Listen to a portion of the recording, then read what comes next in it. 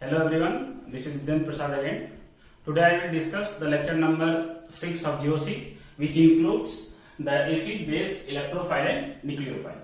मैंने पिछले लेक्चर्स में मैं डिस्कस किया था GOC के सेकेंड पार्ट्स रिएक्टिव इंटरमीडिएट्स जिसमें इंक्लूड था carbocation, carbonium, carbon free radical, carbenes, nitrenes. ठीक, उसके बाद आज मैं देखता हूँ एसिड बेस इलेक्ट्रोफाइल और न्यूक्लियोफाइल। ये स्टार्ट करने से पहले जनरल कंसेप्ट हम एसिड बेस की बात करते हैं जो आप लोग फिजिकल में भी देखते होंगे कि इस एसिड और बेस को डिफाइन करने के लिए तीन थ्योरी आता है। एक आर्हेनियस थ्योरी बोलते हैं, एक ब्रॉन्सेट-लॉरी थ्योरी बोलते हैं और दूसरा तीसरा बोलते हैं लुईस एसिड। ये आर्हेनियस थ्योरी कहता है कि इस तरह का कंपाउंड जो एक्वस सॉल्यूशन में H प्लस आयन रिलीज करे तो एसिड कहलाएगा और अगर OH माइनस आयन रिलीज करे तो बेस कहलाएगा। तो इस आर्हेनियस थ्योरी के अनुसार कि मान लिया जाए इस तरह कंपाउंड है HCl, अगर मैं इसको H2O में वाटर में डिजोल्व करूं तो ये रिलीज कर दे कैसे H प्लस। ठीक, अगर H प्लस आयन रिलीज करता हो तो उस सिचुएशन में इसको कैसा बोला जाएगा एसिड। ठीक, और अगर एक्वस सॉल्यूशन में वो OH माइनस रिलीज करे, कैसा रिलीज करे OH माइनस, तो उस सिचुएशन में हम इसको क्या बोलते हैं बेस। मीन्स इस थ्योरी में वाटर मस्ट है। ठीक, कि अगर एक्वस सॉल्यूशन में कोई H प्लस आयन रिलीज करता है तो एसिड और OH माइनस आयन रिलीज करता है तो बेस। ठीक, अकॉर्डिंग टू ब्रॉन्सेट-लॉरी कंसेप्ट ये कहता है कि इस तरह का एटम्स और ग्रुप्स ऑफ एटम्स या सिंपली हम लोग बोल सकते हैं कंपाउंड जो प्रोटॉन को एक्सेप्ट करे तो उसको हम क्या बोलते हैं बेस, और उस तरह का एटम्स और ग्रुप जो प्रोटॉन क्या करे रिलीज करे तो उसको हम लोग क्या बोलते हैं एसिड। जैसे एग्जांपल की बात करें acetic acid CH3 C double bond OH, अगर ये H प्लस और CH3 COO माइनस, देखिए प्रोटॉन H प्लस को हम लोग क्या बोलते हैं प्रोटॉन। ठीक, अगर ये प्रोटॉन रिलीज करता है कंपाउंड तो उस सिचुएशन में हम इसको क्या बोलेंगे एसिड। ठीक, एसिड है। और अगर कोई प्रोटॉन एक्सेप्ट करे, जैसे अगर मान लिया जाए H2O है वाटर, उसमें से एक प्रोटॉन हम कहीं से दे दें, या वाटर लीजिए या फिर अमोनिया कोई भी लीजिए, मान लीजिए अमोनिया की हम बात करते हैं, अमोनिया और प्रोटॉन देते हैं, अगर H प्लस हम देते हैं तो ये बना देता है NH4 प्लस। इस सिचुएशन में देखिए अमोनिया है, ये प्रोटॉन को क्या किया है एक्सेप्ट किया है, तो उस सिचुएशन में हम इसको क्या बोलेंगे बेस। कि इस थ्योरी के ब्रॉन्सेट-लॉरी थ्योरी के अनुसार वो कंपाउंड जो प्रोटॉन रिलीज करे एसिड कहलाता है, वो कंपाउंड जो प्रोटॉन एक्सेप्ट करे उसको क्या कहलाता है बेस कहलाता है। फिर एक और कंसेप्ट दिया कंजुगेट सिस्टम, बोला कि कोई एसिड है अगर H प्लस आयन रिलीज करने के बाद जो स्ट्रक्चर बचता है उसको हम लोग बोलते हैं कंजुगेट बेस। किसका कंजुगेट बेस? इस एसिड का ये कंजुगेट बेस। उल्टा कि अगर कोई इस तरह का कंपाउंड है जो प्रोटॉन एक्सेप्ट करे तो एक्सेप्ट करने के बाद जो स्ट्रक्चर बन जाता है उसको हम लोग बोलते हैं कंजुगेट एसिड। ठीक, तो इसके अनुसार एक कंसेप्ट दिया कंजुगेट एसिड बेस पेयर का, कि अगर कोई एसिड है H प्लस आयन रिलीज करता है उसके बाद जो स्ट्रक्चर बनता है उसको हम लोग क्या बोलते हैं कंजुगेट बेस, या उस तरह का बेस जो प्रोटॉन एक्सेप्ट करने के बाद जो स्ट्रक्चर बनाता है उसको क्या बोलते हैं कंजुगेट एसिड। एक क्या कंसेप्ट है कि अगर एसिड मेरा वीक होगा तो उसका कंजुगेट बेस स्ट्रॉन्ग होगा, या फिर एसिड स्ट्रॉन्ग होगा तो उसका कंजुगेट बेस है वो क्या होगा वीक होगा। और यहाँ उल्टा बेस की बात करें सिंपली उसी की तरह कि अगर बेस है वो स्ट्रॉन्ग बेस है तो उस सिचुएशन में जो कंजुगेट एसिड बनाएगा वो क्या होगा वीक, और ये वीक बेस है तो कंजुगेट एसिड क्या होगा स्ट्रॉन्ग। ये वीक एसिड और वीक बेस हम कैसे देखते हैं इसी लेक्चर में मुझे पढ़ना है एसिड और बेस में। ठीक, फिर एक कंसेप्ट होता है ब्रॉन्सेट-लॉरी कंसेप्ट। ये इस कंसेप्ट के अनुसार कहता है कि उस तरह का एटम्स या उस तरह का मॉलिक्यूल्स या उस तरह का कंपाउंड्स जो लोन पेयर या नॉन बॉन्डिंग इलेक्ट्रॉन को एक्सेप्ट करे उसको बोलते हैं एसिड। और अगर लोन पेयर डोनेट करे तो उसको बोलते हैं एस। जैसे अगर हम बात करें कि AlCl3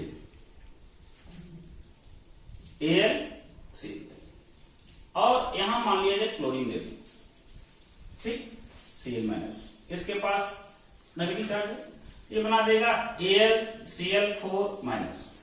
देखिए ये नॉन बॉन्डिंग इलेक्ट्रॉन है, नेगेटिव चार्ज है, वो एक्सेप्ट कर रहा है, तो उस सिचुएशन में हम इसको बोलते हैं एसिड। कैसा एसिड भाई? तो हम लोग बोलते हैं लुईस एसिड, लुईस एसिड, ठीक। और इसी की तरह अगर मान लिया जाए कि ए अमोनिया है, इसके पास नॉन बॉन्डिंग इलेक्ट्रॉन है, ठीक, और अगर H प्लस दे दें इस तरह, तो क्या होता है कि ये लोन पेयर इस पे अटैक कर दे और बना दे NH4+। तो यहां देखिए लोन पेयर क्या कर रहा है, दे रहा है, या सिंपली और बोल सकते हैं नॉन बॉन्डिंग इलेक्ट्रॉन क्या कर रहा है, इसको डोनेट कर रहा है। उस सिचुएशन में हम इसको बोलेंगे लुईस बेस, ठीक। तो क्वेश्चन है कि लुईस एसिड हम कैसे जानेंगे और लुईस बेस कैसे जानेंगे। लुईस एसिड हम लोग पहचानने का तरीका है कि अगर इस सेंट्रल एटम का इस तरह का एलिमेंट हो जिसके पास वैकेंट ऑर्बिटल हो, चाहे तो p ऑर्बिटल हो चाहे तो d ऑर्बिटल हो, तो उस वैकेंट ऑर्बिटल में अपना इलेक्ट्रॉन जो कोई अगर लोन पेयर देगा तो उस वैकेंट ऑर्बिटल में रख सकता है। तो उस तरह एटम और मॉलिक्यूल जो होगा वो किस तरह बिहेव करेगा, लुईस एसिड की तरह। और अगर कोई इस तरह का मॉलिक्यूल है जिसके पास नॉन बॉन्डिंग इलेक्ट्रॉन है या लोन पेयर है, तो वो लोन पेयर क्या करेगा, बड़े आसानी से दूसरे को डोनेट करेगा। तो उस सिचुएशन में हम क्या बोलते हैं, लुईस बेस, ठीक। तो इस ओवरऑल में यहाँ सुपरफिशियली बात बताया हूं कि लुईस एसिड, लुईस बेस क्या होता है, ब्रॉन्सन-डॉरी कंसेप्ट के अनुसार एसिड बेस किसको कहते हैं, कंजुगेट एसिड का मतलब क्या है, कंजुगेट बेस का मतलब क्या है, फिर आर्मियस थ्योरी के अनुसार एसिड बेस क्या होता है। उसके बाद इस हेडिंग के अंतर्गत इस ऑर्गेनिक केमिस्ट्री में हम बेसिकली बात करेंगे एसिड में से ऑर्गेनिक एसिड का, और बेस में भी से कैसा, ऑर्गेनिक बेस, मतलब उस तरह का एसिड या बेस जो कार्बन कंटेनिंग कंपाउंड रखता हो, ठीक। तो मैं आगे डिस्कस करता हूं, ठीक। तो अब देखिए, अभी हम पहला स्टार्ट करते हैं एसिड। अभी मैं डिफाइन किया, अगर compound which release H+ ion और accept lone pair is called acid. जैसे एग्जांपल की बात करें कि मान लिया जाए एसिटिक एसिड CH3COOH एसिड, अगर इसको सॉल्यूशन में छोड़ दिया जाए, ये बनाता है CH3CO O- और H+। ध्यान दीजिए, ये H+ आयन रिलीज कर रहा है ये कंपाउंड, इसलिए इसको मैं क्या बोलूंगा, एसिड। और H+ आयन हटाने के बाद जो स्ट्रक्चर पता है उसको क्या बोलते हैं, कंजुगेट बेस, ये कंजुगेट बेस, ठीक। तो ये H+ आयन रिलीज करता है एसिटिक एसिड, इसलिए हम लोग क्या बोलते हैं, एसिड, ठीक। अब ये वीक एसिड है।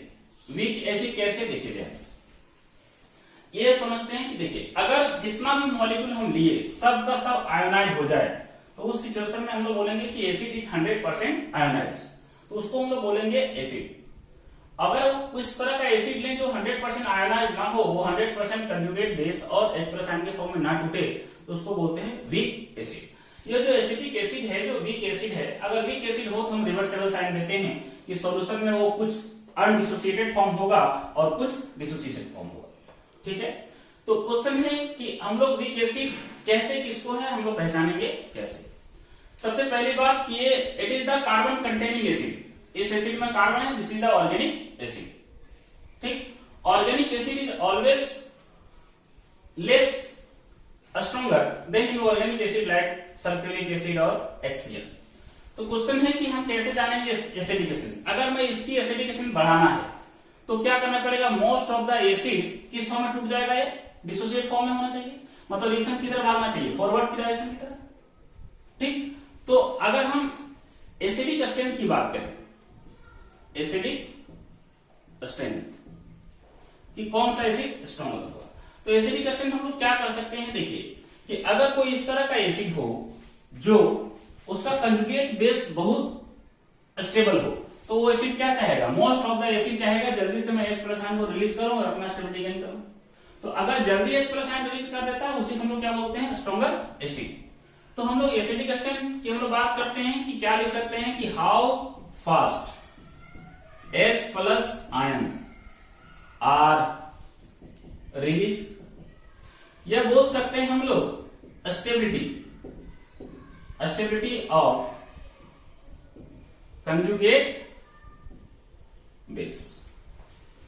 एसिडिक स्ट्रेंथ देखना है कि इस बात को हम लोग यहां ध्यान दें कि अगर कोई एसिड है हाउ फास्ट, जितना जल्दी H+ आयन रिलीज करता है उतना स्ट्रॉन्गर एसिड होगा, या किसी एसिड का कंजुगेट बेस जितना स्टेबल होगा या जितना स्टेबल होगा वो तुरंत टूटेगा और उस स्टेबिलिटी क्या करेगा, गेन करेगा, H+ आयन क्या करेगा, रिलीज करेगा। दोनों का मीनिंग कहने का तरीका क्या है, सेम है।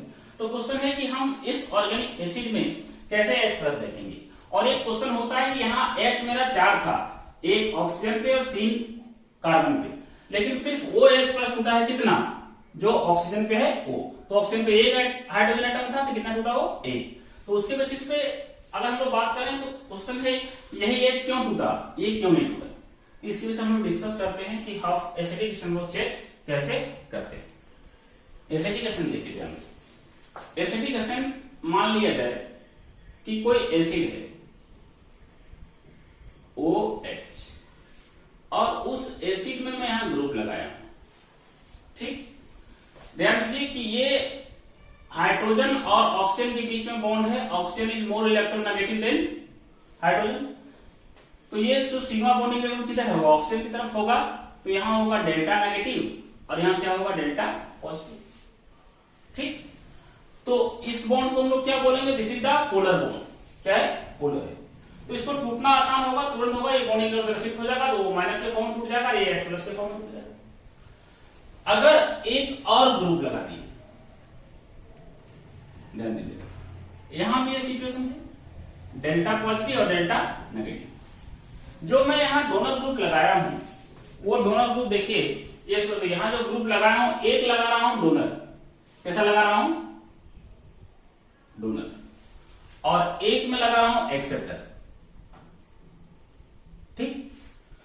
अब देखिए डोनर लगा रहे हैं तो ये इलेक्ट्रॉन इधर डोनेट करेगा, तो ये इलेक्ट्रॉन इधर डोनेट करेगा, तो ये इलेक्ट्रॉन इधर डोनेट मिलेगा, तो इसको इलेक्ट्रॉन मिल गया तो इलेक्ट्रॉन क्या करेगा, इधर पुश करेगा थोड़ा सा।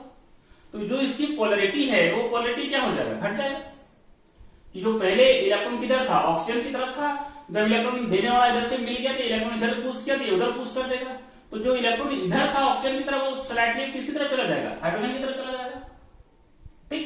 तो इसकी पोलरिटी क्या होगा, घट जाएगा। तो हम लोग क्या बोलेंगे, this bond is less polar, ठीक।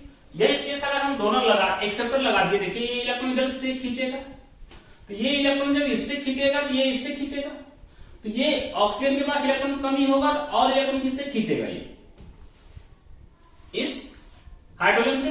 तो यहां और डेल्टा पॉजिटिव और ये delta negative charge concept develop होगा। तो हम लोग क्या बोलेंगे, इसकी पोलरिटी जो है वो क्या होगा, इंक्रीज कर दिया, हम लोग क्या बोलेंगे, मोर पोलर बॉन्ड, और this is the less polar bond. अगर वो मोर पोलर है तो इसका टूटना क्या होगा, आसान होगा। अगर टूटना आसान होगा तो जल्दी H+ टूटेगा, तो हम इसको क्या बोलेंगे, स्ट्रॉन्गर एसिड। और इसके कंपेयर में लेस पोलर है, इसलिए इसका टूटना क्या होगा, डिफिकल्ट होगा, इसलिए उसके कंपेयर में हम लोग क्या बोल सकेंगे भाई, वीक एसिड। तो ये वीक एसिड हुआ, ये स्ट्रॉन्गर हुआ, किसकी वजह से हुआ, इस ग्रुप लगाने की वजह से, एक एक्सेप्टर और एक डोनर। तो यहां से हम क्या कंक्लूजन निकाले कि अगर एसिडिक स्ट्रेंथ देखना है, एसिडिक स्ट्रेंथ, तो एसिडिक स्ट्रेंथ कौन बढ़ा रहा है, एक्सेप्टर ग्रुप, और डिक्रीज कर रहा है कौन, डोनर ग्रुप। तो हम बोल सकते हैं एसिडिक स्ट्रेंथ जो होगा डायरेक्टली प्रोपोर्शनल टू कौन, एक्सेप्टर ग्रुप। एक्सेप्टर ग्रुप हम लोग जानते हैं किसको बोलते हैं, -M या -I हो सकता है एक, या फिर अगर हम दोनों ग्रुप लगा देंगे तो एसिडिक स्ट्रेंथ क्या हो जाएगा, घट जाएगा। तो एसिडिक स्ट्रेंथ का एक ऑर्डर क्या हो जाएगा भाई, इनवर्सली प्रोपोर्शनल टू कौन, डोनर ग्रुप।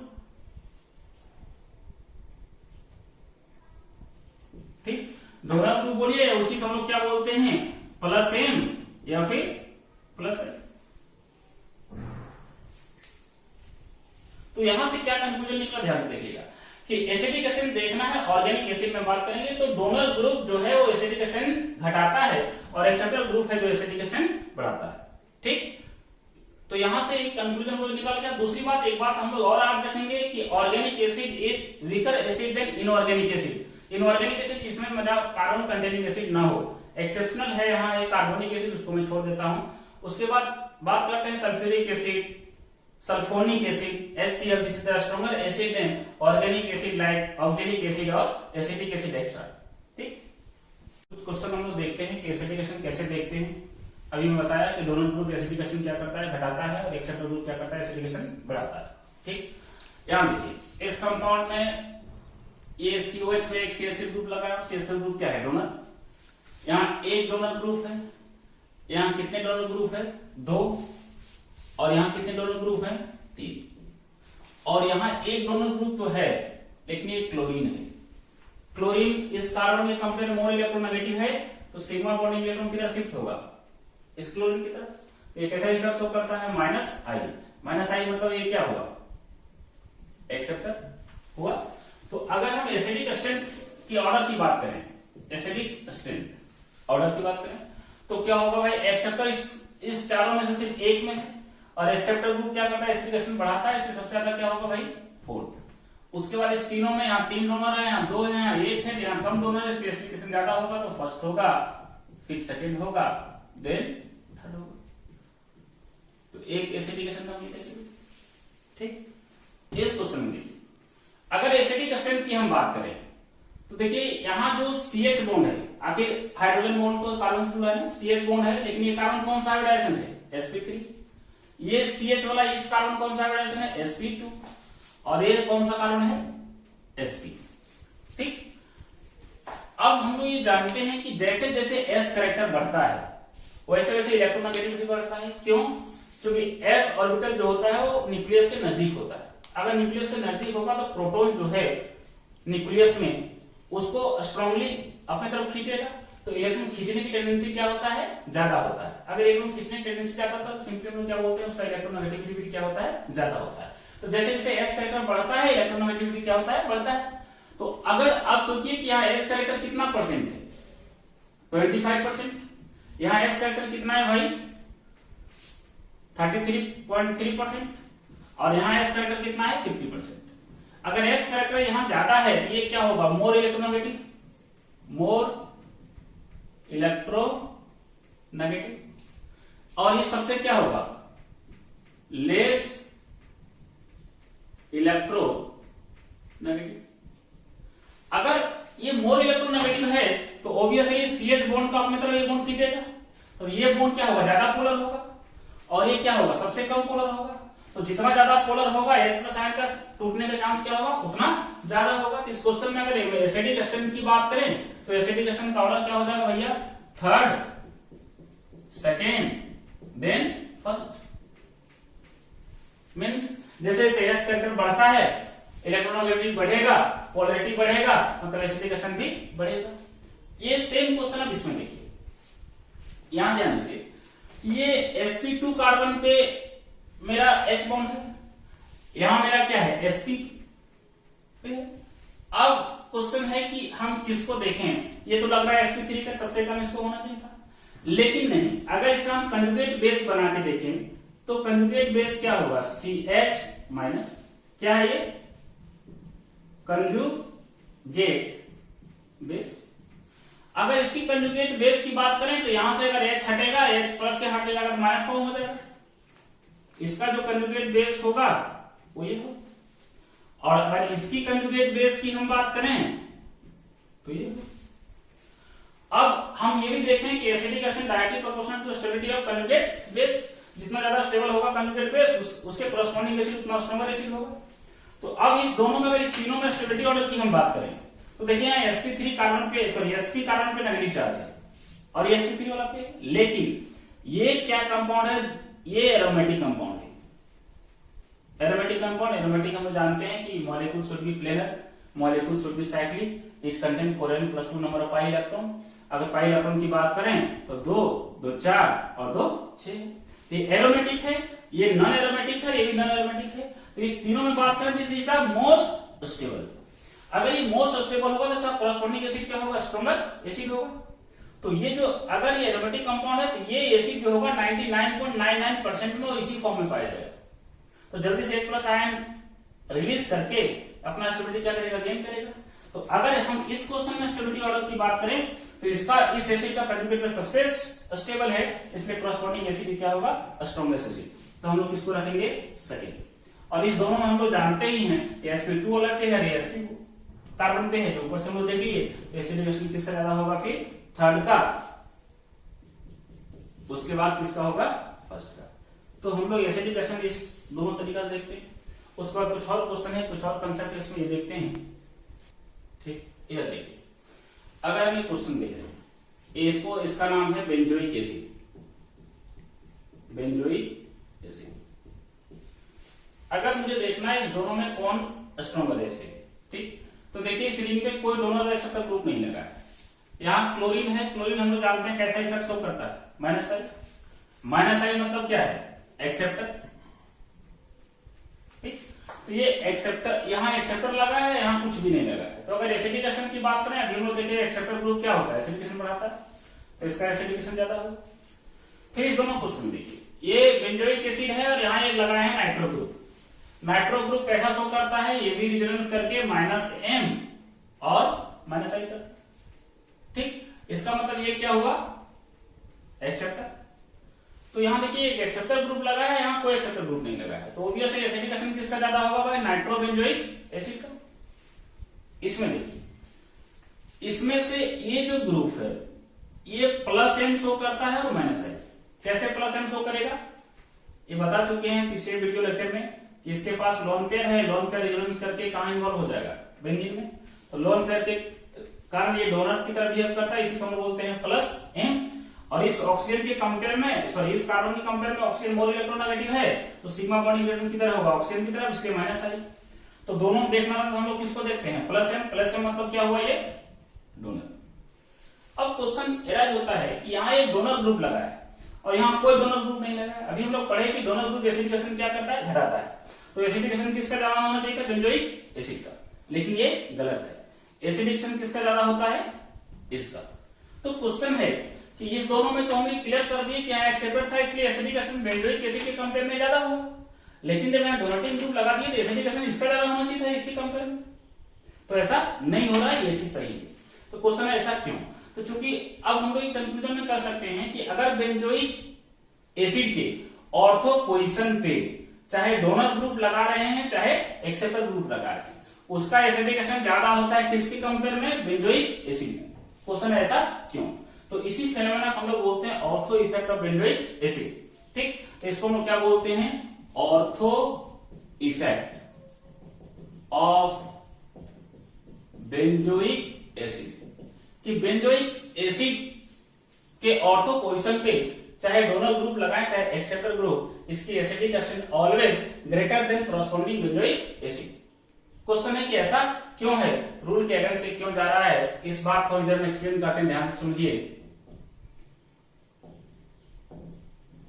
ठीक, अगर मान लिया जाए कि सिर्फ हम बेंजोइक एसिड की बात करें कि कोई सब्स्टिट्यूएंट नहीं लगा हो, ध्यान दीजिए, बेंजोइक एसिड, तो बेंजोइक एसिड में जो ये H+ आयन खुलेगा, ये डबल बॉन्ड खुलेगा, तो यहां वो -H+ होगा। तो 50% चांस है इसका लोन पेयर, किसका, ऑक्सीजन का, इस पॉजिटिव चार्ज को क्या करना, न्यूट्रल कर देना। और 50% चांस है, चूंकि conjugated with pi bond benzene system में भी है, 50% चांस है कि इस बेंजीन का जो पाई क्लाउड है वो रिजोनेंस के द्वारा इन्वॉल्व हो जाए। तो अगर रिजोनेंस के द्वारा इन्वॉल्व हो जाएगा तो इस फंक्शनल ग्रुप के लिए ये इस कार्बोक्सिलिक एसिड के लिए कैसा बिहेवियर शो किया, +M मतलब डोनर। तो हम लोग क्या बोल सकते हैं कि बेंजोइक एसिड में जो बेंजीन है वो किसकी तरह बिहेव करता है, डोनर की तरह। लेकिन सोचिए कि अगर इसी बेंजोइक एसिड में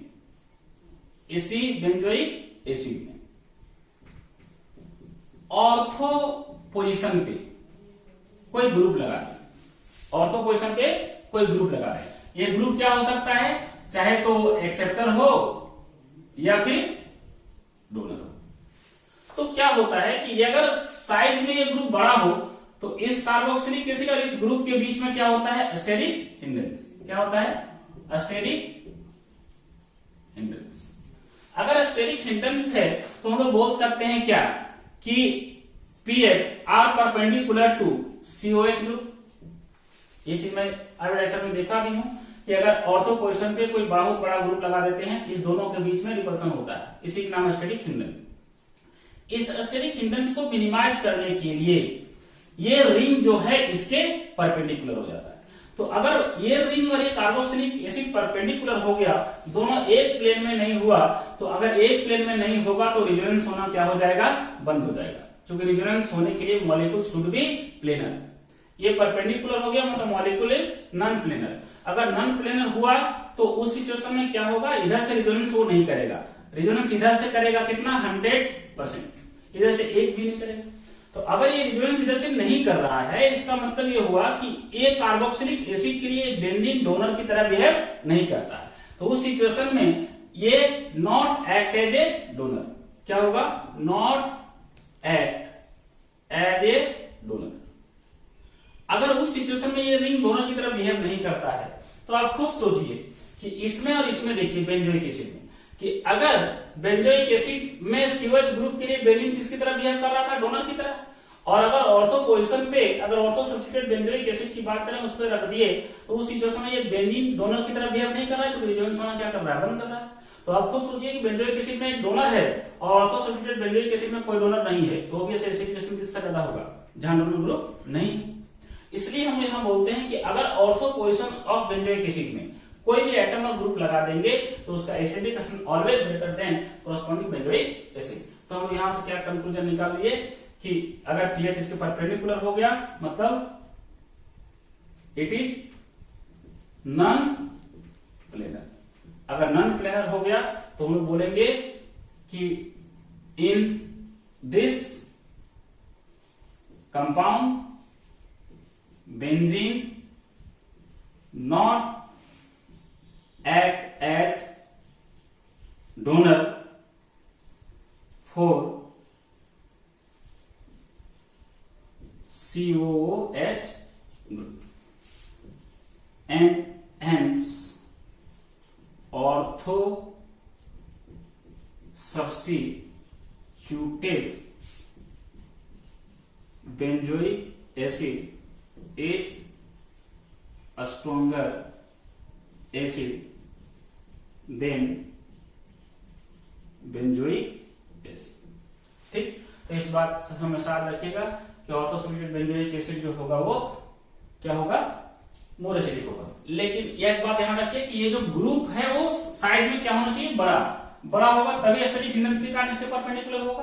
तो ऑल ग्रुप हम लोग यूज कर सकते हैं एक्सेप्ट डोनर, एक्सेप्ट कि यहां अगर कोई फ्लोरीन हो या OH हो या NH2 ग्रुप हो, ये जो ग्रुप है this is the smaller group.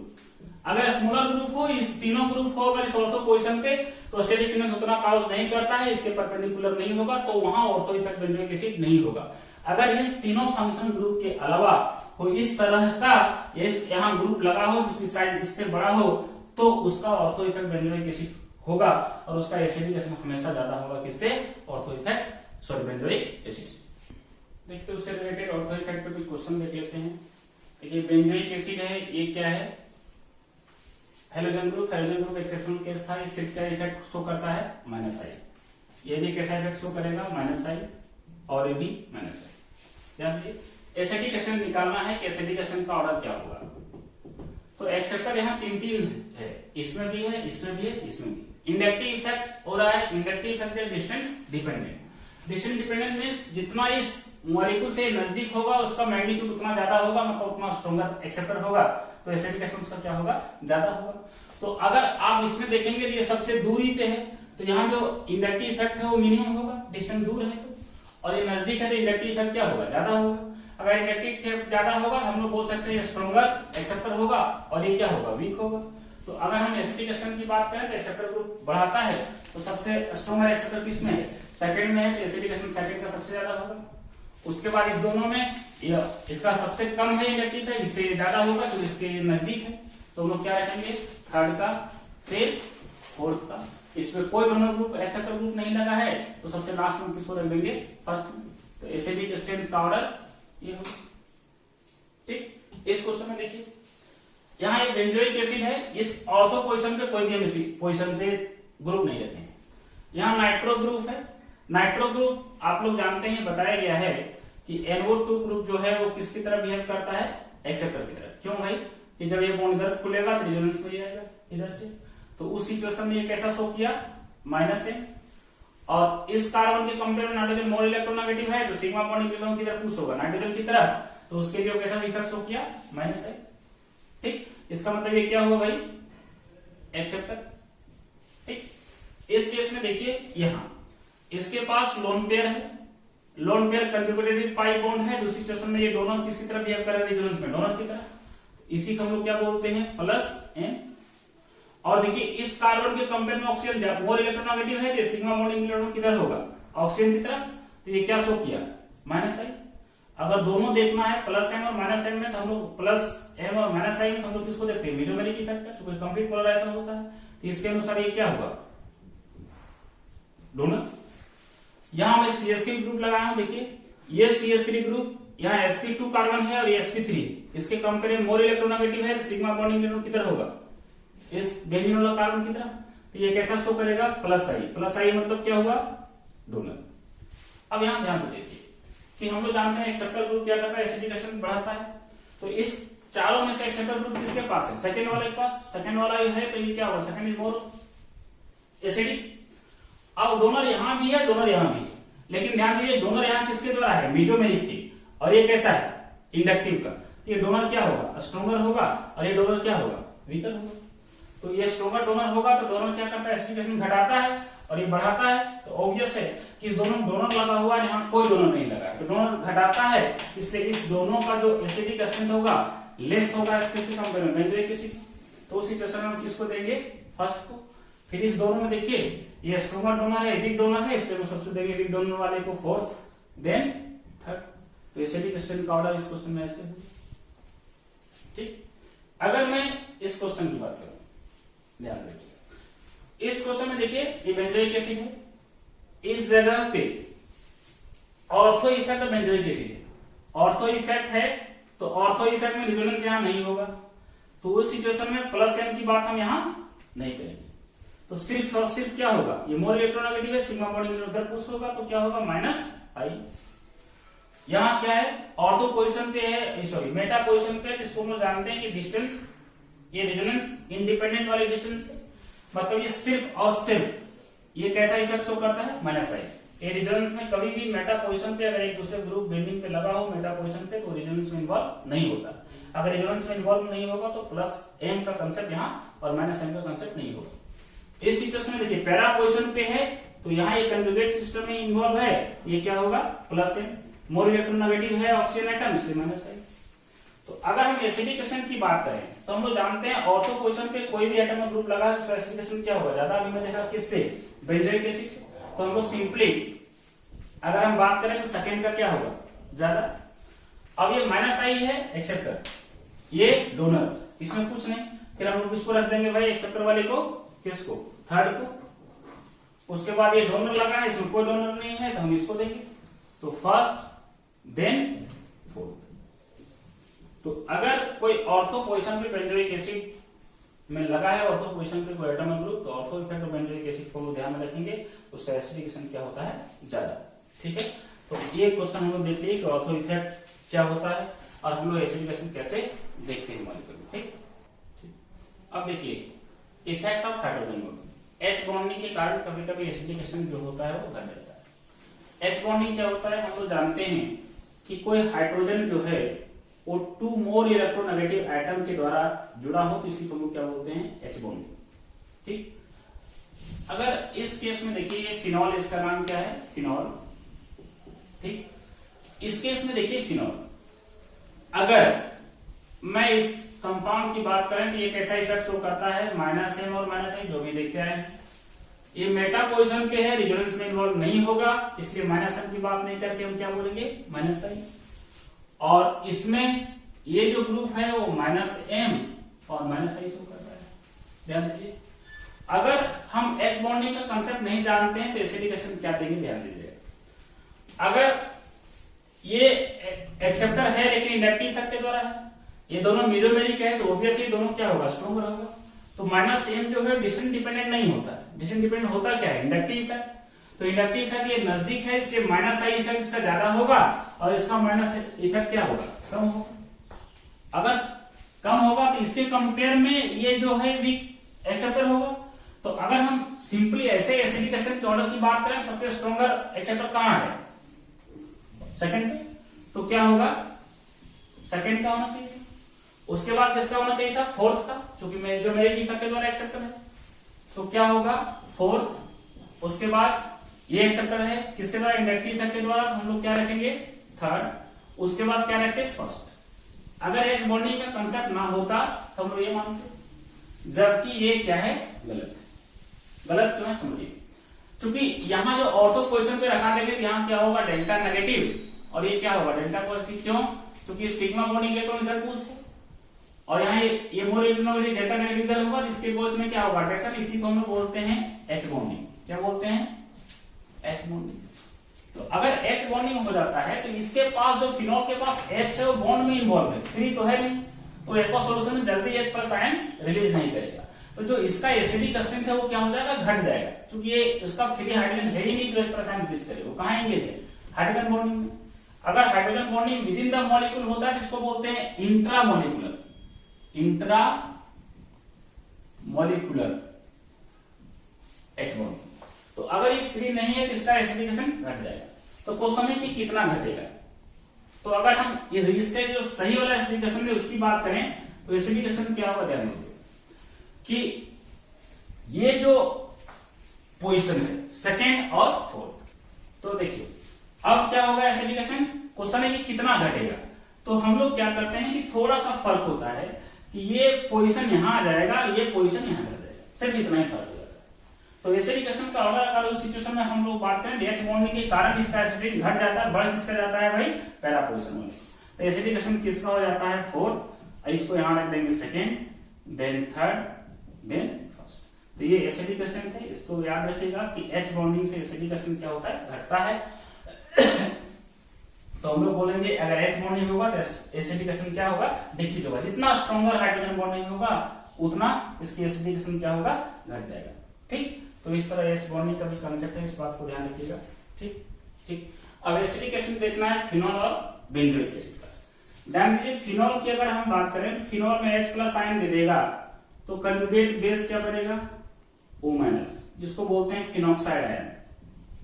Phenoxide ion किसका कंजुगेट बेस है, फिनॉल का। अगर इसका कंजुगेट बेस की बात करें तो कंजुगेट बेस क्या होगा, ध्यान दीजिएगा, CO माइनस। इसको बोलते हैं कि बेंजोइक एसिड का ये कंजुगेट बेस है। ठीक, तो अगर ये फिनॉक्साइड आयन है, ये इसकी कंजुगेट बेस है। अगर आप देखें तो जो इसकी स्टेबिलिटी है वो कैसे होगा, रेजोनेंस करके। फिनॉक्साइड आयन का जो नेगेटिव चार्ज है can be stabilised through resonance. यहां भी रेजोनेंस होगा। ठीक, रेजोनेंस होगा, देखिए ये रेजोनेंस होगा तो माइनस साइन यहां आ जाएगा, फिर ये रेजोनेंस इस तरह जाएगा इधर। तो यहां इसका जो डी लोकलाइजेशन इज मोर, इसका डीलोकलाइजेशन क्या होगा, यहां से सिर्फ यहां जाएगा। हम लोग बोल सकते हैं कि डी लोकलाइजेशन इज लेस। इस नेगेटिव चार्ज का जो डीलोकलाइजेशन है वो क्या है, कम है, इसका डीलोकलाइजेशन ज्यादा है। तो हम लोग जानते हैं कि जितना ज्यादा डीलोकलाइजेशन होगा उतना ज्यादा स्टेबल होगा। तो डीलोकलाइजेशन किसका ज्यादा हो रहा है, फिनॉक्साइड आयन का। तो अगर फिनॉक्साइड आयन का डीलोकलाइजेशन ज्यादा हो रहा है तो हम लोग बोल सकते हैं कि conjugate base of phenoxide phenol have greater than conjugate base of benzoic acid. तो इसके कंपेयर में देखें तो एसिडिकेशन किसका ज्यादा होना चाहिए था, फिनॉल का, लेकिन ये गलत है। एसिडिकेशन किसका ज्यादा होता है, बेंजोइक एसिड का। क्वेश्चन है ऐसा क्यों, जबकि कंजुगेट बेस जो फिनॉल का है वो ज्यादा डीलोकलाइज हो रहा है और बेंजोइक एसिड का डिलोकलाइजेशन कम हो रहा है। लेकिन ये स्टेबिलिटी ऑर्डर फिनॉल का होना चाहिए था, लेकिन बेंजोइक एसिड का हो रहा है, ऐसा क्यों? तो इसका एक्सप्लेनेशन क्या देते हैं, ध्यान से देखिएगा। इसका एक्सप्लेनेशन देते हैं कि अगर डिलोकलाइजेशन करेगा इस नेगेटिव चार्ज तो रेजोनेंस करके ये नेगेटिव चार्ज का माइनस साइन कहां चला जाएगा? अगर डिलोकलाइजेशन करेगा तो इस तरह होगा। तो डिलोकलाइजेशन करेगा, ध्यान दीजिएगा क्या आ जाएगा, डबल बॉन्ड O माइनस, इस तरह। और अगर इसका डिलोकलाइजेशन होगा तो डिलोकलाइजेशन देखिएगा ध्यान से, क्या हो जाएगा delocalisation, CO minus double bond O, ऐसा होगा। तो यहां ये बोला जाता है कि डिलोकलाइजेशन जो होगा, पहले ये चार्ज कहां था, मोर इलेक्ट्रोनेगेटिव ऑक्सीजन एटम पे, तो डिलोकलाइज हो गया तो नेगेटिव चार्ज वो कहां गया, कार्बन पे। कार्बन इज लेस इलेक्ट्रोनेगेटिव, है ना, तो लेस इलेक्ट्रोनेगेटिव है, तो ये मोर इलेक्ट्रोनेगेटिव से रेजोनेंस करके कहां जा रहा है, लेस इलेक्ट्रोनेगेटिविटी एटम पे, तो इसकी स्टेबिलिटी क्या होगा, घटेगा। और यहां देखिएगा कि अगर ये माइनस साइन है, रेजोनेंस करके ये ऑक्सीजन एटम पे है, अगर रेजोनेंस करता है फिर से कहां जाता है, ऑक्सीजन एटम पे, हम बोल सकते हैं कि ये नेगेटिव चार्ज जो माइग्रेट करता है to more electronegative oxygen atom, और यहाँ जो है वो कहां माइग्रेट करता है, more electronegative oxygen atom to less electronegative carbon atom. तो उस सिचुएशन में ये चीज था लेस स्टेबल, क्या है, लेस स्टेबल, और ये क्या है, मोर स्टेबल। अगर ये इस कंजुगेट बेस किसका, बेंजोइक एसिड का अगर ज्यादा स्टेबल है तो इसका कॉरस्पॉन्डिंग एसिड भी क्या होगा, स्ट्रॉन्गर। तो भले डिलोकलाइजेशन फिनोक्साइड आयन का ज्यादा है, लेकिन इसकी स्टेबिलिटी क्या है, कम है। तो हमेशा ये बात याद रखिएगा कि benzoic acid is always stronger acid than phenol. बात करते हैं बेस का, ठीक। बेस मान लिया जाए इसको एमीन बोलते हैं, ठीक। एमीन में इस प्लस दिए, इसके पास लोन पेयर है, ये एक्सेप्ट करेगा प्रोटॉन। तो देखिए प्रोटॉन एक्सेप्ट कर रहा है, अगर प्रोटॉन एक्सेप्ट कर रहा है इसको हम लोग क्या बोलते हैं, बेस, ठीक। और बेस जो है प्रोटॉन एक्सेप्ट करने के बाद जो स्ट्रक्चर बनाता है इसी को हम लोग बोलते हैं कंजुगेट एसिड। क्या बोलते हैं, कंजुगेट एसिड। ये ऑर्गेनिक बेस की हम बात कर रहे हैं, मतलब कार्बन कंटेनिंग बेस। मैं इनऑर्गेनिक बेस की बात नहीं कर रहा हूं, लाइक NaOH और KOH। यहां भी जो इनऑर्गेनिक बेस है वो स्ट्रॉन्गर बेस होगा किससे, ऑर्गेनिक से। ये वीक है इसलिए हम लोग रिवर्सिबल का साइन देते हैं, ठीक है। तो क्वेश्चन है कि ये कितना स्ट्रॉन्ग होगा, ये डिपेंड करता है जल्दी से जल्दी H+ आयन एक्सेप्ट करे। तो जितना फास्ट ये H+ आयन एक्सेप्ट करेगा उतना स्ट्रॉन्गर बेस होगा, तो तुरंत किसमें कन्वर्ट होगा, कंजुगेट एसिड में। या हम लोग ये भी बोल सकते हैं कि इस बेस का जो कंजुगेट एसिड है वो कितना स्टेबल है, जितना ज्यादा स्टेबल होगा तुरंत H+ एक्सेप्ट करके अपना स्टेबिलिटी गेन करेगा। तो एसिडिक एसिड लिखने का तरीका है कि how fast H+ ion accept या स्टेबिलिटी ऑफ कंजुगेट बेस। जितना फास्ट H+ आयन एक्सेप्ट करेगा उतना स्ट्रॉन्गर एसिड होगा, सॉरी बेस होगा, और जितना फास्ट जो स्टेबिलिटी है जितना ज्यादा होगा कंजुगेट एसिड का उतना स्ट्रॉन्गर बेस होगा। तो अगर हम बेसिक एसिड की बात, इसकी डिपेंड करता है। अब हम देखते हैं कि किस तरह का एटम्स और ग्रुप इस R पे लगाए तो एसिडिक सॉरी बेसिक एसिड घटे और बढ़े। तो हम सब स्टूडेंट इफेक्ट देखते हैं उस बेस के, ठीक। अब देखते हैं इसका बेसिक स्ट्रेंथ। जो बेसिक स्ट्रेंथ है किस पे डिपेंड करेगा, बेसिक स्ट्रेंथ, ठीक। जैसे देखिए एक नाइट्रोजन कंटेनिंग कंपाउंड है, इसके पास लोन पेयर है, तो ये किसकी तरह बिहेव करेगा, बेस की तरह, नॉन बॉन्डिंग इलेक्ट्रॉन है। उसमें एक एटम और ग्रुप लगा दिए हैं जो कैसा है, डोनर, ठीक। और एक में हम लोग लगा दिए हैं कैसा ग्रुप, एक्सेप्टर। ध्यान दीजिएगा कि जितना इस नाइट्रोजन के पास लोन पेयर का एबिलिटी जितना ज्यादा होगा, या सिंपली लोग बोल सकते हैं इलेक्ट्रॉन डेंसिटी जितना ज्यादा होगा इस नाइट्रोजन पे, उतना ज्यादा H+ ये लोन पेयर क्या करेगा, डोनेट करेगा। और जितना ज्यादा डोनेट करेगा उतना उसकी स्टेबिलिटी, उतना उसकी क्या होगा, बेसिक स्ट्रेंथ होगा। तो अब यहाँ देखिए एक लोन पेयर पहले से था और यहाँ ग्रुप लगाया, वो इलेक्ट्रॉन क्या कर रहा है, डोनेट कर रहा है। तो एक तो इलेक्ट्रॉन यहाँ डोनेट पहले से था, इधर से डोनेट कर रहा है, इलेक्ट्रॉन डेंसिटी क्या होने लगेगा, बढ़ने स्टार्ट करेगा। इस केस में देखिए एक लोन पेयर है, लेकिन इधर क्या लगा दिया हूं मैं, एक्सेप्टर में, तो लोन पेयर को क्या कर रहा है, खींच कर रहा है। तो जहां इलेक्ट्रॉन डेंसिटी है यहाँ क्या होने लगेगा, घटने लगेगा। तो अगर इलेक्ट्रॉन डेंसिटी यहाँ घट रहा है, यहाँ इलेक्ट्रॉन डेंसिटी ज्यादा है, अगर इलेक्ट्रॉन डेंसिटी इसका ज्यादा होगा तो ऑब्वियसली इसकी डोनेटिंग पावर भी क्या होगा, ज्यादा होगा। जितना ज्यादा डोनेटिंग पावर होगा उतना ही स्ट्रॉन्गर बेस कहते हैं। तो इस कंपेयर में हम बात करें तो ये क्या होगा, स्ट्रॉन्ग बेस, और ये क्या होगा इसके कंपेयर में, वीक बेस। क्या होगा, वीक बेस। तो यहां से हम लोग कंक्लूजन क्या निकाले, देखिए कि बेसिक स्ट्रेंथ कौन बढ़ाएगा, डोनर के एक्सेप्टर, डोनर बेसिक स्ट्रेंथ क्या कर रहा है, बढ़ा रहा है, तो basic strength directly proportional to किस पे होगा, डोनर ग्रुप। ठीक, ये डोनर ग्रुप है, इसी को हम लोग क्या बोलते हैं भाई, प्लस एम या फिर प्लस आई। ठीक, या हम उल्टा बोल सकते हैं कि जो बेसिक स्ट्रेंथ होगा इनवर्सली प्रोपोर्शनल टू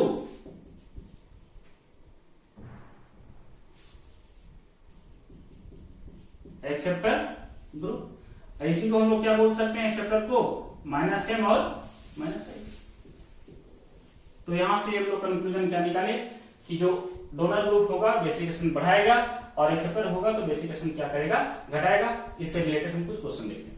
ठीक, ये देखिए, ये बेसिक स्ट्रेंथ देखना है। देखिए सबके पास लोन पेयर है इस नाइट्रोजन के पास और सब लोकलाइज है, मतलब रेजोनेंस में कहीं इन्वॉल्व नहीं है। तो अभी मैं बोला कि डोनर ग्रुप जो होगा बेसिक स्ट्रेंथ क्या करेगा, सॉरी बेसिक स्ट्रेंथ क्या करेगा, बढ़ाएगा। यहाँ डोनर ग्रुप है कितना, एक मिथिल ग्रुप, इस पे कितना है भाई 2 और इस पे कितना रखे हैं 3। तो सबसे डोनेटिंग पावर जो है किस ग्रुप के पास ज्यादा है, फोर्थ वाले के पास, थर्ड वाले के पास। तो ऑब्वियस है यहाँ डोनेटिंग पावर ज्यादा है तो इलेक्ट्रॉन डेंसिटी यहाँ क्या होगा, ज्यादा होगा। और यहाँ डोनर ग्रुप कम है तो इलेक्ट्रॉन डेंसिटी क्या होगा, कम होगा। तो वहां इलेक्ट्रॉन डेंसिटी ज्यादा है तो डोनेटिंग पावर भी उसको क्या होगा, ज्यादा होगा। तो अगर बेसिक स्ट्रेंथ की हम बात करें तो बेसिक स्ट्रेंथ किससे ज्यादा होगा भाई, थर्ड, सेकेंड, देन फर्स्ट। ठीक, इस केस में देखिएगा ध्यान से, यहां भी लोन पेयर है, यहां भी लोन पेयर है, लेकिन फर्क क्या है कि ये लोन पेयर कहीं रेजोनेंस में इन्वॉल्व नहीं है और इसका जो लोन पेयर है कहां इन्वॉल्व है, रेजोनेंस में। तो हम इस तरह का लोन पेयर जो रेजोनेंस में इन्वॉल्व है बोलते हैं डी लोकलाइज। क्या बोलते हैं, डी लोकलाइज्ड। और जो रेजोनेंस में इन्वॉल्व नहीं है, ये कहीं इन्वॉल्व नहीं, इसको बोलते हैं लोकलाइज्ड। तो आप खुद देखिए इसका लोन पेयर फिक्स है, यही कहीं नहीं गया, इस लोन पेयर का रेजोनेंस में कहीं दूसरा जगह चला गया। तो यहाँ ऑब्वियस इलेक्ट्रॉन डेंसिटी क्या होगा, कम होगा, और यहाँ इलेक्ट्रॉन डेंसिटी क्या होगा, ज्यादा होगा। तो अगर हम बेसिक स्ट्रेंथ की बात करें तो किसकी ज्यादा होगा भाई, first is greater then second. यहां से हम लोग क्या कंक्लूजन निकाले, कंक्लूजन क्या है कि localised lone pair containing compound have a stronger base than delocalised lone pair containing base. But it is not always, in general की मैं बात किया हूं, कभी कभी क्या होता है, उल्टा होता है, delocalisation is stronger base than localisation. वहां क्या होता है हम लोग देखेंगे क्वेश्चन के माध्यम से, लेकिन इन जनरल यही होता है। फिर हम इस क्वेश्चन में देखिए कि यहां भी डीलोकलाइजेशन है और डीलोकलाइजेशन यहां भी है। ठीक, लेकिन यहां जो डीलोकलाइजेशन है वो एक्सटेंट ऑफ डीलोकलाइजेशन क्या है, ज्यादा है, और यहाँ एक्सटेंट ऑफ डीलोकलाइजेशन क्या है, कम है, क्योंकि एक ही जगह रीजन में इन्वॉल्व होगा। तो एक्सटेंट ऑफ डीलोकलाइजेशन यहाँ ज्यादा है, यहाँ कम है, तो ऑब्वियसली इलेक्ट्रॉन डेंसिटी यहाँ पानी की संभावना ज्यादा होगा। तो उस सिचुएशन में हम लोग बोलेंगे कि बेसिक स्ट्रेंथ जो होगा वो किसका ज्यादा होगा, फर्स्ट ग्रेटर देन सेकेंड। मतलब अगर दोनों डीलोकलाइजेशन हो तो हम लोग देखते हैं एक्सटेंट ऑफ डीलोकलाइजेशन, जितना एक्सटेंट ऑफ डीलोकलाइजेशन ज्यादा होगा उसका बेसिक स्ट्रेंथ उतना कम होगा। फिर इस सेम उसी कंसेप्ट पे इसमें हम लोग अगर बेसिक स्ट्रेंथ की बात करें तो ध्यान दीजिए, यहाँ रेजोनेंस में इसका लोन पेयर 1 बेंजीन में गया है, इसका लोन पेयर कितने बेंजीन में गया है 2, और इसका लोन पेयर बेंजीन कितने बेंजीन में गया है 3। तो यहाँ डीलोकलाइजेशन सबसे ज्यादा है, यहाँ सबसे कम है। तो अगर बेसिक स्ट्रेंथ की बात करें, first is greater than second, greater than third. तो बेसिक स्ट्रेंथ ये है। तो मैं यहाँ एक बात बोला कि in general but not always, कि localised lone pair containing compound is stronger base than delocalised, लेकिन इसकी एक्सेप्शनल है, उस बात को एक बार हम देखते हैं, वो जेईई का क्वेश्चन है। यह देखिए एक्सेप्शनल है। अभी मैं बोला कि localised lone pair containing compound है स्ट्रॉन्गर बेस होना चाहिए। यहाँ देखिए ये क्या है, लोकलाइज है कि डीलोकलाइज, डीलोकलाइज का लोन पेयर। या इसकी भी बात करें रिजल्ट में भी क्या है, डीलोकलाइज, और ये क्या है, लोकलाइज। अगर लोकलाइज है तो रूल क्या कहता था कि स्ट्रॉन्गर बेस होना चाहिए था उसको, लेकिन ये स्ट्रॉन्गर बेस ये होता है। क्वेश्चन ऐसा क्यों है, तो ध्यान दीजिए, इस बोलेटिन को अगर डीलोकलाइज करते हैं तो स्ट्रक्चर देखिए क्या हो जाएगा, CH2 double bond C NH2 NH minus. देखिए यहां अगर इसका लोन पेयर डीलोकलाइज हो रहा है, इसके इस नाइट्रोजन के पास कैसा हो जा रहा है, माइनस साइन। अभी खुद इस कंपाउंड को समझिए कि इसके पास एक लोन पेयर है, दूसरे में नेगेटिव चार्ज है, तो ऑब्वियस है डिलोकलाइजेशन यहाँ के माध्यम से तो देख रहे हैं कि इस जगह पे नेगेटिव चार्ज आ रहा है, तो अब इसके और इसकी कंपेयर की बात करेंगे तो यहाँ नाइट्रोजन में जितना लोन पेयर इलेक्ट्रॉन डेंसिटी है उससे ज्यादा है। क्यों? क्योंकि लोन पेयर भी है, साथ ही साथ क्या है, नेगेटिव साइन भी है। तो उस सिचुएशन में इसके कंपेयर में ये क्या हो जाता है, स्ट्रॉन्गर बेस। तो हम लोग इन जनरल तो भले बोले हैं कि localise loan pair containing compound है स्ट्रॉन्गर बेस, लेकिन अगर डिलोकलाइजेशन इस तरह हो कि डिलोकलाइजेशन करने के बाद किसी नाइट्रोजन पे नेगेटिव साइन हो जाए तो उस सिचुएशन में उसका जो बेसिक स्ट्रेंथ है वो क्या होगा, ज्यादा। यही का पूछा हुआ क्वेश्चन है कि उस सिचुएशन में डोनेटी have stronger base than alkyl amine. ठीक, इधर देखिए बेसिक स्ट्रेंथ, इसका नाम है, इसको हम लोग बोलते हैं पायरोल। अगर 5 मेंबर विद नाइट्रोजन हो पायरोल, 6 मेंबर हो तो बोलते हैं pyridine। ठीक, अगर पायरोल और pyridine में अगर हम लोग बेसिक स्ट्रेंथ देखना है तो देखिए ध्यान से, लोन पेयर इसके पास भी है और लोन पेयर इसके पास भी है। ठीक, इसका जो लोन पेयर है वो लोकलाइज है, लोकलाइज। क्वेश्चन लोकलाइज क्यों है समझिए कि अगर इसका अगर हम लोन पेयर की बात करें कि मान लिया जाए रेजोनेंस में इन्वॉल्व है, कोई कहेगा कि इसका पास लोन पेयर है, कंजुगेटेड पाई बॉन्ड रेजोनेंस में इन्वॉल्व होगा। अगर हम रेजोनेंस करा देते हैं तो देखिए रेजोनेंस कराएंगे इसके स्ट्रक्चर क्या होगा, ध्यान दीजिएगा। एन ये ऐसे था, ये माइनस साइन हो जाएगा, एन पे कितना प्लस है, प्लस है। अब ध्यान दीजिएगा अगर ऐसा लिखे तो इसका जो हाइब्रिडाइजेशन होता है वो हो जाएगा क्या, sp। 2 पाई बॉन्ड है ना, इधर और एक इधर, हाइब्रिडाइजेशन क्या हो जाएगा, sp। और sp का शेप कैसा होता है, लीनियर, क्योंकि उसके बीच में एंगल कितना होता है, 180 डिग्री। तो अगर रेजोनेंस ऐसा करेगा तो इसका लीनियर शेप हो जाएगा, रिंग क्या हो जाएगा, टूट जाएगा। तो इसलिए ये रेजोनेंस में ये इन्वॉल्व नहीं होता, इसलिए हम इसको क्या बोलते हैं, लोकलाइज्ड। और इस सिचुएशन में देखिए ये रेजोनेंस कर रहा है तो ये क्या होगा, डिलोकलाइजेशन। तो रूट क्या कहता है कि भाई जो लोकलाइज लोन पेयर है उसकी बेसिक स्ट्रेंथ क्या होना चाहिए था, ज्यादा। और एक तो इसका मतलब बेसिक स्ट्रेंथ किसका ज्यादा होगा, pyridine का, किससे, पायरोल से। एक और हम लोग बात समझ सकते हैं कि इसका लोन पेयर अगर है तो इस कंपाउंड मेरा होगा एरोमेटिक कंपाउंड। क्यों? क्योंकि 2, 2, 4 और 2, 6 पाई इलेक्ट्रॉन है, एरोमेटिक कंपाउंड। अगर ये बेसिक बेस की तरह बिहेव करेगा, दूसरे इलेक्ट्रॉन अगर दे देगा तो ये किस में हो जाएगा, इसके नॉन एरोमेटिक में हो जाएगा। तो एरोमेटिसिटी इसके दौरान क्या होगा, इसका लॉस हो रहा है। इसलिए ये कभी भी इसके पास भले लोन पेयर है लेकिन कभी भी लोन पेयर देना नहीं चाहेगा। तो इसके कंपेयर में ये क्या होगा, वीक बेस। अब ये क्वेश्चन देखिए, इस तरह का क्वेश्चन बहुत बार पूछा गया क्वेश्चन है, ध्यान दीजिए। इस दोनों में ध्यान से देखिएगा, इसका लोन पेयर क्या है, डिलोकलाइज्ड, सेम उसी की तरह भी देखिए। इसका रेजोनेंस में नहीं है तो इसका लोन पेयर क्या हुआ, लोकलाइज्ड। अभी भी मैं देख लिया कि इसका भी लोन पेयर क्या है, लोकलाइज्ड। इसका लोन पेयर देखिए रेजोनेंस में इन्वॉल्व है, इसलिए क्या होगा, ये डी लोकलाइज्ड। अगर बेसिक स्ट्रेंथ की हम बात करें तो लोकलाइज वाला क्या होगा, स्ट्रॉन्गर बेस होगा। तो लोकलाइज वाला कितने हैं मेरे पास, ये तो डीलोकलाइज है, तो ये डीलोकलाइज है, ये लोकलाइज है, ये भी डीलोकलाइज है, ये भी लोकलाइज है। तो ध्यान दीजिए इस दोनों में लोकलाइज का बेसिक स्ट्रेंथ ज्यादा होगा। तो क्वेश्चन क्या है कि इस दोनों हम कैसे पता करेंगे। तो देखिए ये जो लोन पेयर है वो नाइट्रोजन कौन सा हाइब्रिडाइजेशन है, sp2। और इस नाइट्रोजन जिसपे लोन पेयर यहाँ है कौन सा हाइब्रिडाइजेशन है, sp3। अभी मैं बोला कि s फैक्टर जैसे जैसे बढ़ता है इलेक्ट्रोनेगेटिविटी क्या होता है, बढ़ता है। तो ये nitrogen is more electronegative than this nitrogen. तो ये मोर इलेक्ट्रोनेगेटिव है तो अपने पास लोन पेयर जो है होल्ड करके ज्यादा देर रखना चाहेगा, किसी को देना नहीं चाहेगा। और ये लेस इलेक्ट्रोनेगेटिव है तो ये क्या करेगा, लोन पेयर देना पसंद करेगा। तो बेसिक स्ट्रेंथ की बात करें इस दोनों में तो किसका ज्यादा होगा भैया, सेकेंड ग्रेटर देन थर्ड। हम लोग लोकलाइज की बात कर लिए। अब इस डीलोकलाइजेशन की बात कीजिए, ध्यान से देखिए, डीलोकलाइजेशन यहां भी हो रहा है, डीलोकलाइजेशन यहां भी हो रहा है। मैं क्या बोला कि इस सिचुएशन में ये एरोमेटिक कंपाउंड है, क्या है ये, एरोमेटिक। अगर एरोमेटिक कंपाउंड है तो अगर इलेक्ट्रॉन दे देगा तो किस में कन्वर्ट हो जाएगा, नॉन एरोमेटिक में। जैसे मैं अगर इसकी बात करूं कि अगर S प्लस दे देंगे, प्रोटॉन ये क्या बना देगा, इस तरह से कंपाउंड बना देगा, NH पॉजिटिव।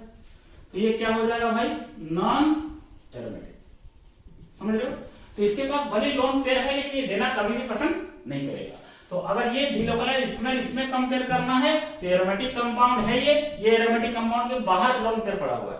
तो उस सिचुएशन में क्या होगा भाई कि जो इसकी बेसिक स्ट्रेंथ की बात करेंगे इसके कंपेयर में इसकी बेसिक स्ट्रेंथ ज्यादा होगा, तो हम किसको रखेंगे फोर्थ देन फर्स्ट। तो ये बेसिक स्ट्रेंथ का ऑर्डर ये होगा।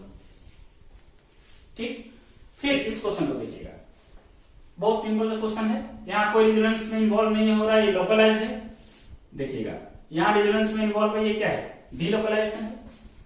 रेजोनेंस में यहाँ भी इन्वॉल्व है और ये भी क्या है डीलोकलाइजेशन है। क्वेश्चन है कि अगर हम बेसिक स्ट्रेंथ की बात करें, ठीक, अगर हम बेसिक स्ट्रेंथ की बात करें, इस क्वेश्चन का देखिए बेसिक स्ट्रेंथ मैं यहाँ लिख रहा हूं, बेसिक स्ट्रेंथ की बात करें तो ये लोकलाइज है, दोनों डीलोकलाइज है, तो ऑब्वियसली लोकलाइज है तो उसकी बेसिक स्ट्रेंथ ज्यादा होगा।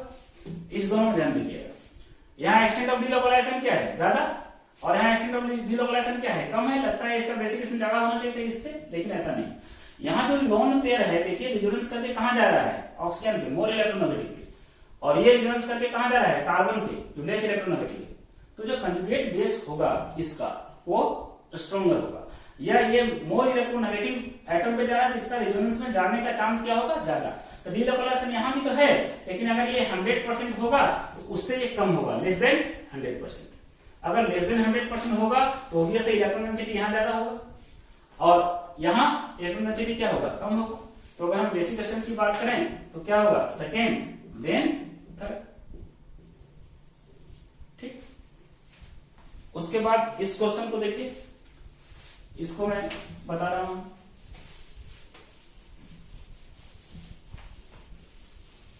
इधर यहां देखिए यहां डीलोकलाइजेशन है, रेजोनेंस कर रहा है, क्या ये डीलोकलाइजेशन यहां भी है?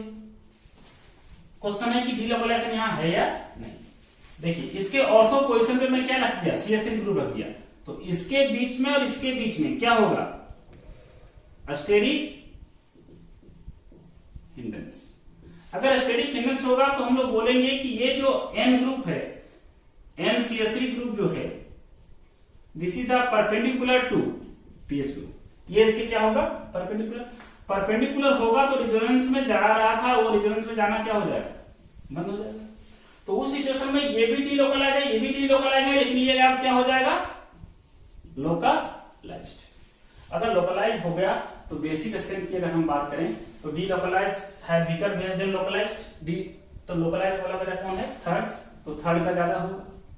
अब क्वेश्चन है इस दोनों में क्या रखें हम, डीलोकलाइजेशन यहां भी हो रहा है, डीलोकलाइजेशन यहां हो रहा है, एक्सटेंट ऑफ डीलोकलाइजेशन की बात करें तभी दोनों क्या होगा बराबर होगा। लेकिन डिफरेंस कौन है, इस N पे जुड़ा है क्या CH3, जो कैसा इफेक्ट शो करता है प्लस आई मतलब दोनों, तो इलेक्ट्रॉन डेंसिटी यहाँ क्या करेगा बढ़ाएगा, और यहाँ इलेक्ट्रॉन डेंसिटी इसके कंपेयर में क्या होगा कम होगा। तो बेसिक स्ट्रेंथ की हम बात करें तो कौन हो जाएगा भाई सेकेंड देन फर्स्ट, ये सेकेंड ये फर्स्ट और ये तो बेसिक स्ट्रेंथ एक देखने का तरीका हम लोग ये भी देखेंगे। इधर देखिए एसिडिक ये बेसिक स्ट्रेंथ हमको देखना इस तरह का कंपाउंड, ठीक हम कैसे देखेंगे। तो बेसिक स्ट्रेंथ ध्यान दीजिए कि यहाँ जो ग्रुप है शूज देखते आ रहे हैं ये प्लस M और माइनस I शो करता है। एल्डिहाइड है, एल्डिहाइड माइनस M और माइनस I। CL6 क्या शो करता है माइनस I। मीन्स अगर हम बेसिक स्ट्रेंथ की बात करें तो इस सिचुएशन में डोनरशिप यही है और वो दोनों क्या है एक्सेप्टर, तो बेसिक स्ट्रेंथ किसका होगा सेकंड ज्यादा होगा।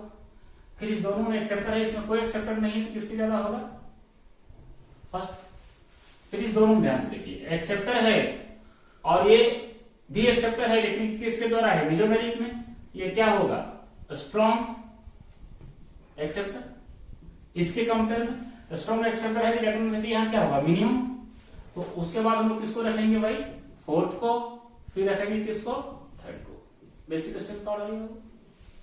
ठीक इस केस में ध्यान दीजिएगा यहाँ नाइट्रो ग्रुप है, ये भी कैसा इफेक्ट शो करता है -M -I। यहां देखिए साइनाइड है, साइनाइड एक बॉन्ड कर खुलेगा इलेक्ट्रॉन से खींचेगा तो कैसा होगा -M और -I। अब -I क्यों, क्योंकि sp हाइब्रिडाइजेशन है और ये sp2 है, ये मोर इलेक्ट्रोनेगेटिव है, बॉन्डिंग इलेक्ट्रॉन किधर होगा इस कार्बन की तरफ, तो -I।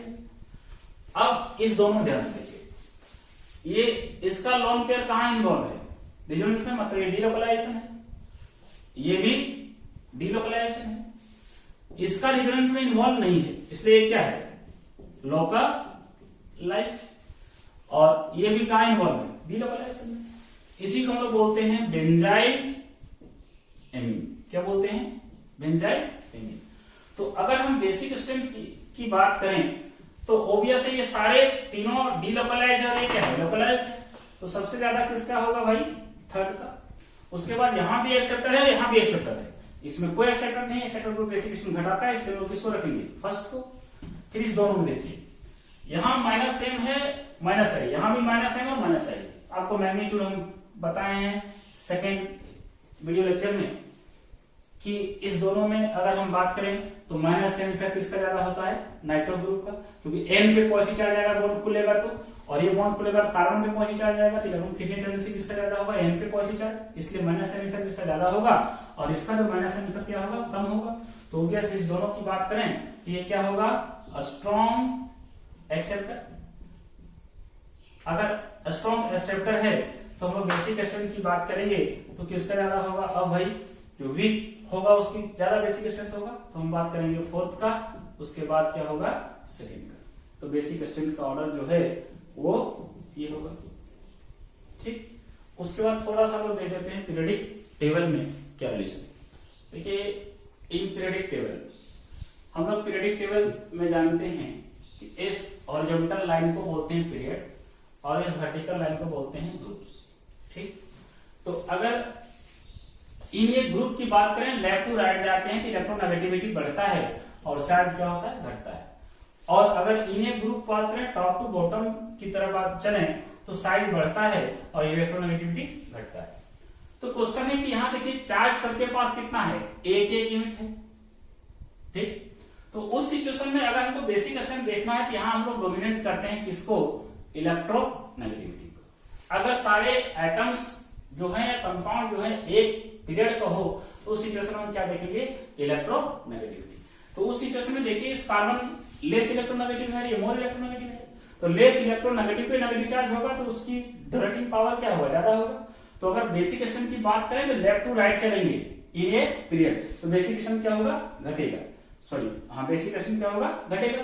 तो यहाँ बेसिक स्ट्रेंथ की बात करें तो किसका ज्यादा होगा, CH3 माइनस का, फिर NH2 माइनस का, फिर OH माइनस का, उसके बाद किसका होगा, F माइनस का।